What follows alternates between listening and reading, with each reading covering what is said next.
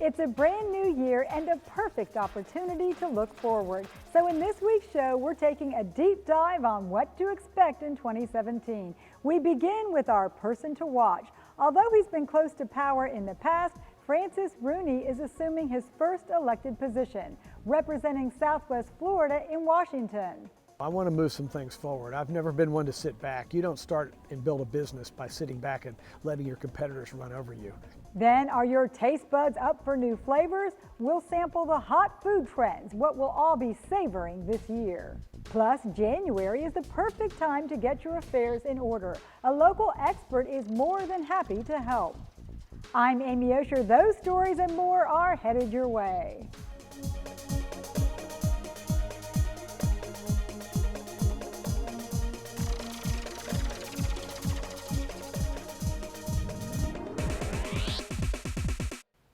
I'm Amy Osher. Thanks for joining us. Our person to watch in 2017 is Southwest Florida's newest congressman. Francis Rooney won the U.S. District 19 race in November, taking over a seat that's been a revolving door over the past few years. Starting in 2013, the Southwest Florida seat went from Connie Mack IV to Trey Radel and most recently Kirk Clausen. With this victory, Rooney hopes to bring back stability.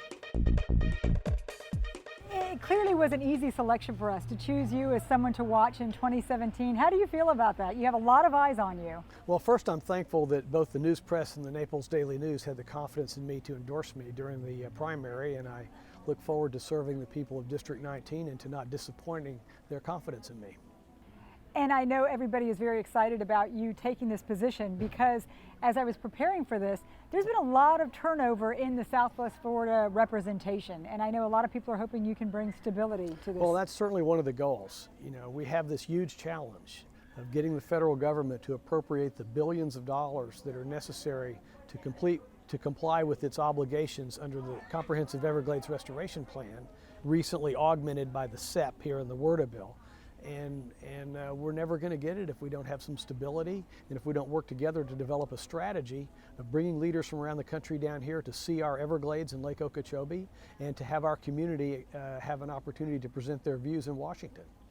Now, how do you kind of strike a balance between representing the local community, being also a representative and a team player for your party, and thinking of the nation's good as a whole? You've got a lot of concerns that you need to hopefully align. Well, this is a great place to be from, and that's what attracted Kathleen and I here. It's a beautiful environment, there's a lot to do, a lot of great people, and it's a place where conservative values, family, God, the Republican Party are very strong institutions and beliefs. And I look forward to the fact that there's no lack of alignment between what I believe, what our district believes, and what I believe is best for our country. You mentioned the Everglades restoration. Are there some kind of key things that you would like to get attention brought to Southwest Florida? Well, for sure, the restoration of the watershed is a prime consideration. I mean, especially after what happened last summer. You know, every few years we have these very wet years, and it's highly deleterious to our tourism industry. So, and like I said, the federal government has not done exactly what they committed to do as far back as the year 2000. So maybe some stability, maybe a concentrated strategy, we can improve on that. But there are other issues that are important to our community as well. We have flood insurance issues, we have workforce employment issues, we have the need to make sure that our educational institutions thrive and create the kind of educated students that can stay in our community and find jobs here. And over the past few years, Congress has not gotten a good reputation for getting things done because of so much gridlock there. So you know you're joining that institution. Do you have high hopes, though, that it'll be different now? Well, I do, and I think there's a lot of enthusiasm on the part of all the Republican conference to work with President Trump and the majority in the Senate, even though it's not 60 senators, it's still 52. To try to change the direction of the country and execute on a lot of the plans that we've been talking about for the last 8 years have been unable to see the legislators put into effect. And how do you prepare for assuming the role? Well, I had an orientation session which gets into some of the blocking and tackling of being a congressman, but also I focus on the fundamental policies and issues and concerns that I learned about during the campaign that have been important to me and people in my company and people in my family and people in this community for many years. You know, the need for the government to get off our back, the need to cut back the oppressive regulations and the disincentives in the tax code that are stifling growth. You know, Ronald Reagan did it. He took a country that was equally pessimistic and slow growth in 1980 and turned it around by changing the tax code to stimulate investment, cutting back regulations, and restoring confidence in the American people. And if we can do that, I'm confident that we can turn this thing around. And you've got the numbers now, it looks like, to do that. Do you think that it's also benefited you because this was a change election by a lot of accounts and a lot of private sector people joining the government? Well, it may have, I don't know, but I definitely think it's an important turn of events, if you will, to have people from private sector in the government. People that have actually made a payroll, created jobs, started companies, taken responsibility for people's livelihood and careers. You know, that's walking the talk. What do you think our reputation is like right now in the world? And do you think we have work to do to kind of regain some ground? Well, I definitely think we have some challenges that I would like to have the chance to work on. I've been an internationalist for many years. I've had international business and served abroad for our country. You know, we have had a period of a vacillating foreign policy which has shifted some fundamental alliances. We have enemies that don't fear us, and we have some allies that can't really trust us anymore. So I'm hopeful that President Trump will help lead a foreign policy. Rex Tillerson, who I know personally, will lead a foreign policy that's based on peace through strength and defining American interest the way they've been defined for many years. Return to a strong support for Israel and our Sunni allies, rather than reinforcing the Iran, Hezbollah, Syria hegemony in the Middle East. Return to working with the progressive, capitalist, free enterprise countries in Latin America, rather than ignoring them while they're working to find other trade alliances. We need to work with them. You know, we can't say what Europe wants to do, but I think President Trump is right. NATO provides a security umbrella for them that they need to do their part to pay for. I think just in speaking with you now, I can't help but think of your command of the issues. And even though you'll be a freshman congressman, you're certainly not new to all of these issues and having business interests and being close to a lot of politicians in the past. How does this make you different then? Because you're not coming in off the street as a total novice. Well, there's a lot of really great people that have been elected to Congress this year. If you look over the freshman field, you'll see Navy SEALs, former DIA agents, masters in public policy of military procurement, which we sorely need now after some of the articles recently about defense procurement, a sheriff from Jacksonville. I'm awed and humbled by the quality of the talent of the freshman class. I look forward to working with them. Do you see yourself going in there and sitting back and watching? Do you think you're ready to kind of assume some positions and kind of move some things forward? Oh no, I want to move some things forward. I've never been one to sit back. You don't start and build a business by sitting back and letting your competitors run over you.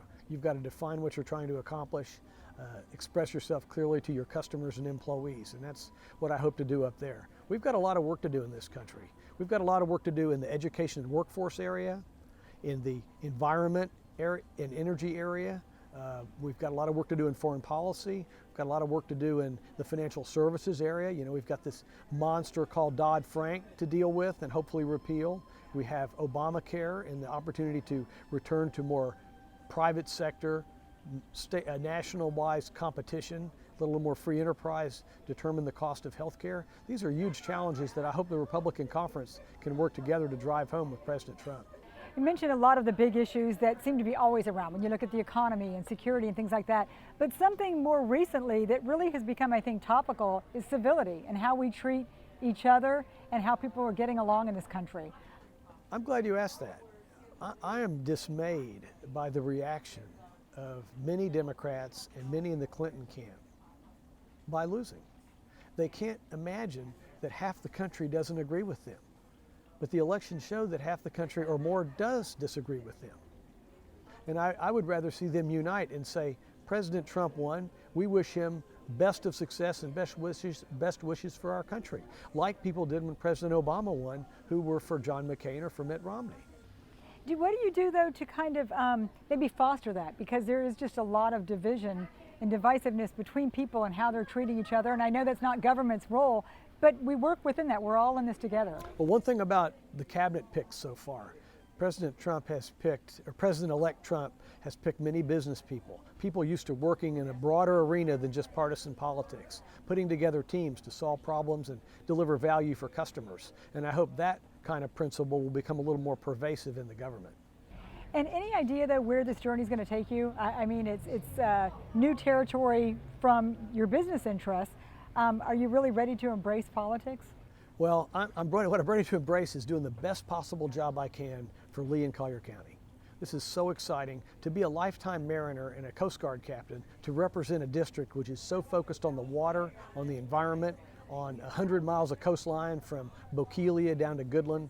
I just can't wait to go to work for the communities in Southwest Florida. Excellent. Well, will we still get to see a lot of you down here? We will, but I'm glad you asked that question, Amy, because if I put the calendar of the House on our website, and you will see that there are 20 to 30% more days in session planned for 2017 than in previous sessions.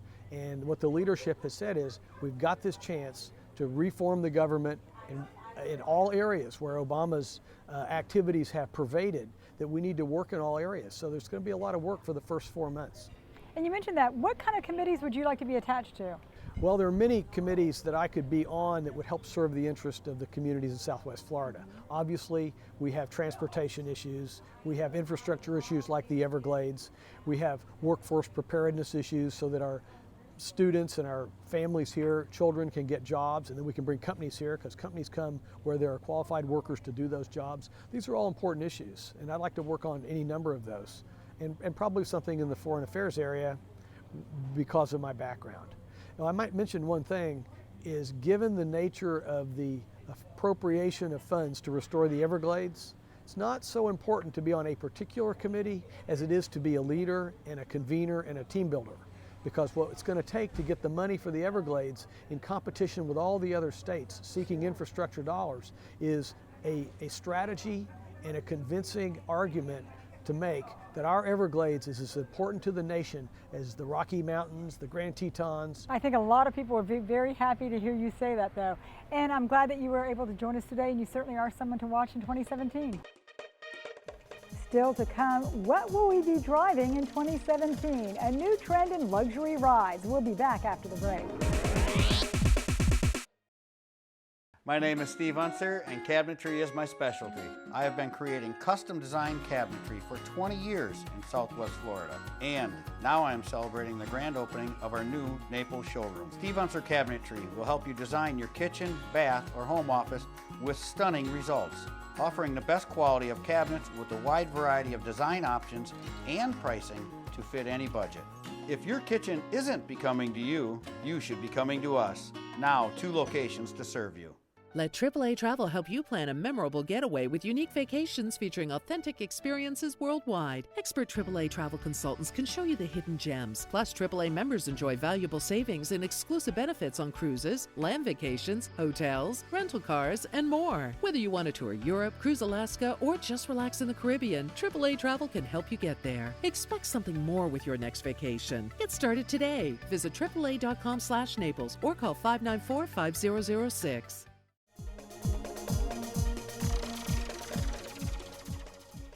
Moving forward with what to expect in 2017, how about food trends? Remember how hot kale was a few years ago? From vegetables to ethnic cuisines, different food flavors come into fashion. Christina, with your background as a chef and also as a culinary expert, I know you teach people. What are the things that we should be on the lookout for that we might be eating in the coming year? What we'll be eating in the coming years?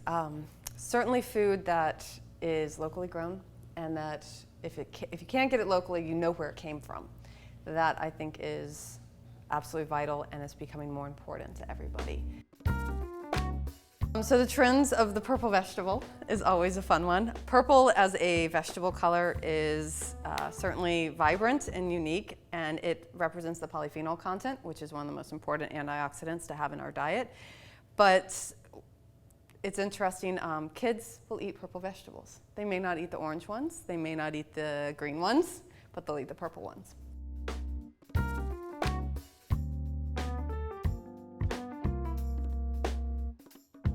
Best way to enliven a dish, throw some chili peppers in there. You'll actually end up using less salt when there's chilies available. These are a beautiful variety from Mignoni Farm down in Naples. These are fiery hot. These are some cool little purple ones that are Hungarian.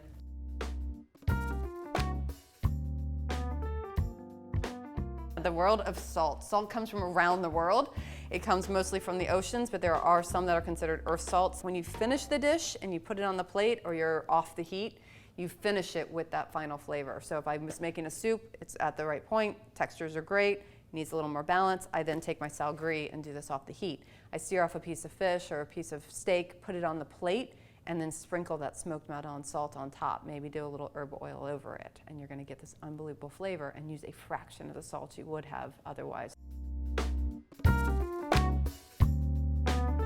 Another way to change up dishes, but also to take all these cuisines from around the world and represent them in your dishes, is spices. Chipotle pepper, of course, has definitely been one that's come out recently. So it's a dried chipotle, which is a jalapeno that's been smoked and dried.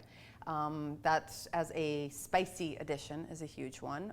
Cardamom is one that I've recently started using a lot more. It's one of the most warming spices. It's a very calming spice. What would you put that on? What kind of does it go well with? It's great in desserts, absolutely. It's good in nut butters. It's also good in a spice blend that you would use with braised meats. About this time every year, Tim Mayton takes a look at comings and goings within the local restaurant scene. His In the Know column is always well received, so we asked him to put together a 2017 bulletin for us. Thanks, Amy. Looking back at the local restaurant scene, we had a lot of comings and goings in 2016, as is usually the case for the Naples area. 2 celebrity chefs upped our prestige factor this past year. Chef Art Smith launched 1500 South in Naples Bay Resort, and Chef Michael Salakis debuted Teatro in the new Performing Arts Center in Bonita Springs. Also this year, Deep Lagoon Seafood and Fish Market replaced the longtime Brandy's Fish Market restaurant in North Naples. Midtown Kitchen and Bar spiffed up the former TGI Fridays in Naples, and St. Germain Steakhouse took over the longtime Stoney Steakhouse at Naples Bayfront. Jimmy P's Burgers and More flipped the former North Naples space of French-American Bistro, and Ocean Prime recently launched in the former space of Avenue 5 in downtown Naples. Also on 5th Avenue South, we lost longtime Mangrove Cafe, but gained Shays at Lansdowne Street, a block away. Nearby, we lost the Chapel Grill near Cambier Park, but added Mino Pizzeria Bar and Ristorante near Tin City. A little bit north, we said adios to La Bamba Mexican Restaurant and welcomed the relocated Henning Chicago Kitchen. Fred's Food, Fun, and Spirits retired in North Naples to give us a new opportunity for El Gaucho Inca. After being forced to close its original location due to redevelopment on 5th Avenue South, Cafe Luna opened 2 locations this year, one in Liberty Plaza in Naples and another in Naples Walk in North Naples.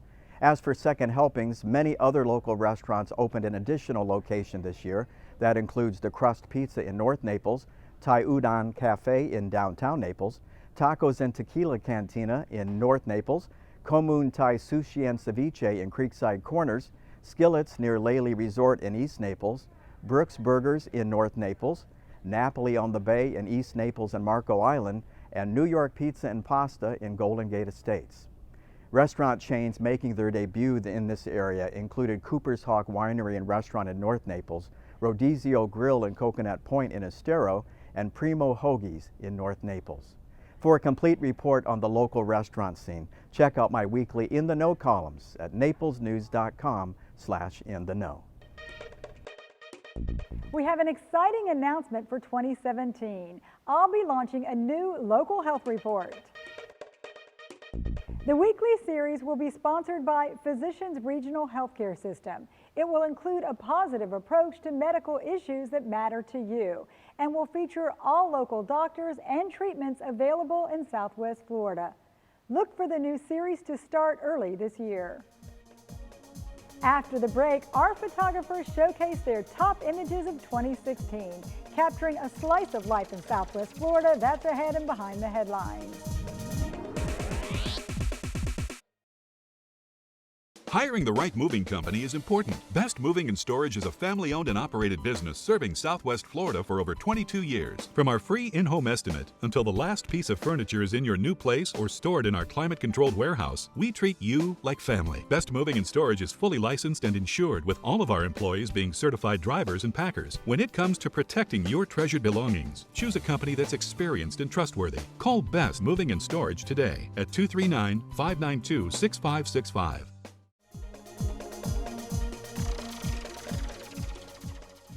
Is one of your New Year's resolutions to get better organized? If so, you're not alone. It's one of the top expressed sentiments this time of year, but many of us end up falling short. So in our look forward to 2017, we called on an expert to help you get organized. Here's Naples' premier professional organizer, Marla Ottenstein.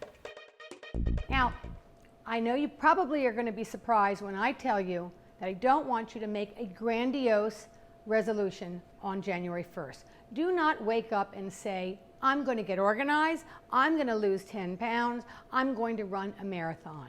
What I want you to do is go at it slowly. Don't put a lot of pressure on yourself. So I'm going to give you 5 hints today that should help you get organized. The first is find your mojo. Get into a routine. Every day, I get up at 6 o'clock in the morning. I do not push that snooze button, although I am tempted sometimes. I get up, I make the bed, walk the dog, come back, read the paper, have a cup of coffee, a piece of toast, I take a shower, and then, and only when everything else is in order, do I sit down at my computer and answer emails from the day before. I've made a pact with myself to stay away from anything electronic for the first 30 minutes of the day, and it has made a difference. The number 2 hint is to write a to-do list every day. It's pretty simple. I don't think it needs an explanation. Write a to-do list. Try to get everything done on the list, but if you don't, there's always tomorrow. The third thing is focus on you. I like to say a good thing to do is to practice the 20-minute solution every day. 20 minutes that you are doing something for yourself. You're not sewing buttons on your daughter's school uniform. You are not making lunches for people. You're not doing laundry. You are doing something that you need to do. Writing checks, paying bills, writing thank you notes, whatever you need to do to start your day off in an organized fashion. The fourth thing is pace yourself. You do not have to accomplish everything in one day or 1 month. Remember, Rome wasn't built in a day. What you could do is hire a professional organizer, and he and she, just even for one day, they will help you focus, put things in perspective, and they will teach you how to go about getting organized. And don't forget to breathe. The fifth thing is take it easy. Instead of saying you're going to do it all at once, pick one project, for example, getting organized, and give yourself a year to accomplish that. So once again, 5 very simple hints. Find your mojo, write a to-do list, focus on you, the 20-minute solution, pace yourself, take it easy, and every day do something kind. I had to throw this one in because there are so many luxury rides on the road around here, but this is a twist on what you might expect. For the same price as a base Mercedes, a growing number of buyers are opting for a Lux truck. Here's the latest vehicle trend from the USA Today. When it comes to status symbols, the dressed-up luxury pickup truck is fighting its way back to the top in the automotive world. The latest evidence of the Lux truck phenomenon comes from Ford, which says that 71% of buyers in November opted for the higher grades of its new Super Duty heavy-duty pickup. Those trucks range from the F-250 Lariat with a starting price of $45,105 up to the F-250 King Ranch at $54,260, and prices can go a lot higher when options are added.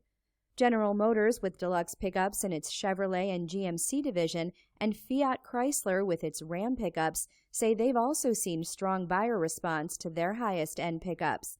The Ford F-Series pickup was the most popular new vehicle of any kind sold in the first 11 months of the year, as it always has been in the past. But what's more significant is the action at the high end where the profits and prestige are the biggest. A simple image can speak volumes. Each year, our Daily News photographers put together galleries recapping their favorite pictures. These were all snapped in 2016. They represent nature and politics, our military heroes, and everyday people. And from the looks of it, a lot of celebrating both the ordinary and extraordinary. We're going to wrap our look forward with more snaps from the past. But first, a reminder, you can always rewatch our show online by logging on to naplesnews.com. On the left-hand side, under Quick Links, select Behind the Headlines. I'm Amy Osher. See you back here next week.